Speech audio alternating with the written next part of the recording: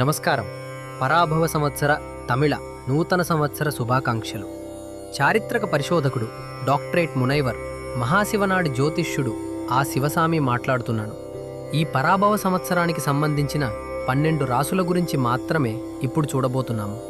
ఈ 12 రాసుల యొక్క ఫలితాలను విడివిడిగా మహాశివనాడి నుండి సేకరించి రాసి మీకు ఇప్పుడు నేను ఇవ్వబోతున్నాను. ఈ విశ్వం నవగ్రహాల ఆధారంగానే నడుస్తోంది. వేదాల నుండి పుట్టిన జాతక ఫలితాలకు 4,50,000 పద్యాలు, పాటలు ఉన్నాయి. సర్వమూ తెలిసిన సహదేవుని వల్ల మాత్రమే ఆ ఫలితాలను చాలా ఖచ్చితంగా చెప్పడం సాధ్యమవుతుంది. కానీ ఒకే ఒక రాశిని, అంటే ఒక రాశిని మాత్రమే బేస్ చేసుకుని తన పూర్తి ఫలితాలను చెప్పడం అనేది అసాధ్యమైన పని.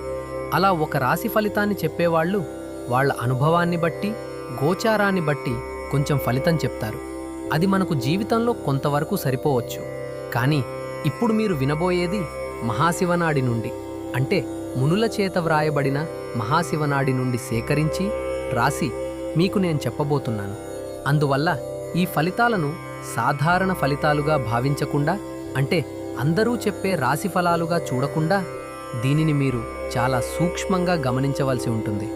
ఇందులో వచ్చే ఫలితాలను చూసి దానిని అనుసరించి జీవితంలో మనం విజయం సాధించాలి. 15 ఏప్రిల్ 2026 నుండి 15 ఏప్రిల్ 2027 వరకు జరుగును పరాభవ సంవత్సర తులారాశి ఫలాలు. విద్యారంగంలోనూ స్వయంగా ఆలోచించే సూక్ష్మ బుద్ధిలోనూ నిపుణులుగా వెలుగొందే మీరు ఇతరులను సులభంగా ఆకర్షిస్తారు.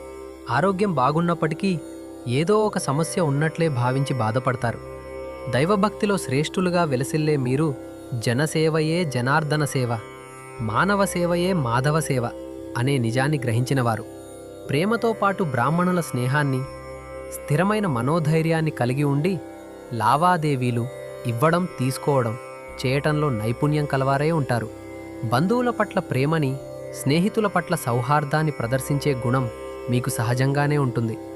ఆనందంలో మునిగి తేలుతున్నప్పటికీ ఈ సంతోషం సరిపోవడం లేదే అని ఆరాటపడతారు.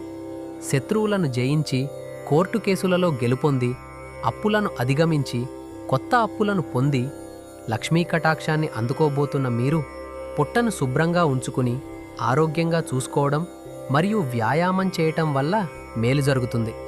దూర ప్రయాణాలు చేయబోతున్న మీరు వాటిని విజయవంతంగా ముగిస్తారు. ఉద్యోగం, వ్యాపార నిమిత్తం ఇతర రాష్ట్రాలలో లేదా విదేశాలలో పెట్టుబడులు పెట్టడం వల్ల ప్రత్యేక లాభాలు కలుగుతాయి. నీటికి సంబంధించిన లేదా ఆహారానికి సంబంధించిన విషయాలలో ఇతరులకు మేలు చేసే సేవల్లో నిమగ్నం కావడం మంచిది. ఆసుపత్రి, పాఠశాల మరియు ధర్మబద్ధమైన వ్యాపారాలు మీకు ప్రత్యేక గుర్తింపును, శ్రేయస్సునిస్తాయి. అదృష్టవశాత్తు ప్రమాదం నుండి తప్పించుకోబోతున్న మీరు విరామం లేని శ్రమ వల్ల నిద్రలేమితో బాధపడతారు. స్నేహితులు కూడా శత్రువులుగా మారే అవకాశం ఉంది. జాగ్రత్త అవసరం. కీర్తి, కుటుంబంలో సంతోషం, ఆర్థిక వృద్ధి, విద్యలో ఉన్నతి లభిస్తాయి. కొత్త ఇల్లు, స్థలం లేదా భూమిపై పెట్టుబడి పెట్టవచ్చు. భవన నిర్మాణం మరియు రియల్ ఎస్టేట్ రంగాలు మీకు మంచి ఫలితాలను ఇస్తాయి. విష్ణు పూజ విజయాన్ని చేకూరుస్తుంది. ఓం నమో నారాయణాయ అనే మంత్రాన్ని జపించడం, ఆల్వారులు కీర్తించిన దివ్య దేశాలను, వైష్ణవ క్షేత్రాలను దర్శించుకోవడం వల్ల మనశ్శాంతి, విజయం లభిస్తాయి. శత్రువులను మీ వశం చేసుకుని పాలకుడిగా మారబోతున్న మీరు అపారమైన పరిపాలనా సామర్థ్యాన్ని మరియు ప్రజల ప్రేమాభిమానాలను పొందుతారు.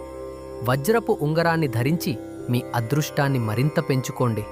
ప్రకృతి అనుగ్రహాన్ని పొంది ఆనందించటానికి వివిధ ప్రదేశాలలో మరియు పొలాలలో చెట్లను నాటి దైవానుగ్రహాన్ని పొందండి. ధనుస్సు రాశి, మీనరాశి మరియు వృషభ రాశిలో జన్మించిన వారి పట్ల చాలా జాగ్రత్తగా ఉండండి.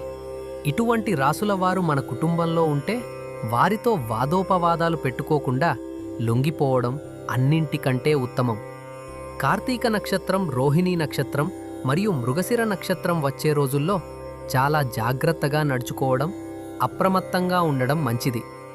గురువుగారి అనుగ్రహం ద్వారా శ్రీ మహావిష్ణువు కృపను పొంది మంత్రాలయాన్ని దర్శించుకోవడం ద్వారా శ్రీ రాఘవేంద్ర స్వామివారి ఆశీస్సులు లభించి విజయం సాధిస్తారు. మొత్తంగా ఈ సంవత్సరం మీకు విజయవంతమైన సంవత్సరంగా నిలుస్తుంది. నా ఉద్దేశం ఏంటంటే ఈ ఫలితాలు మీరు మాత్రమే అనుభవించకుండా అందరికీ, మీ స్నేహితులకు మరియు మీ బంధువులకు దీన్ని షేర్ చేసి వాళ్ళు కూడా మేలు పొందేలా చేయండి.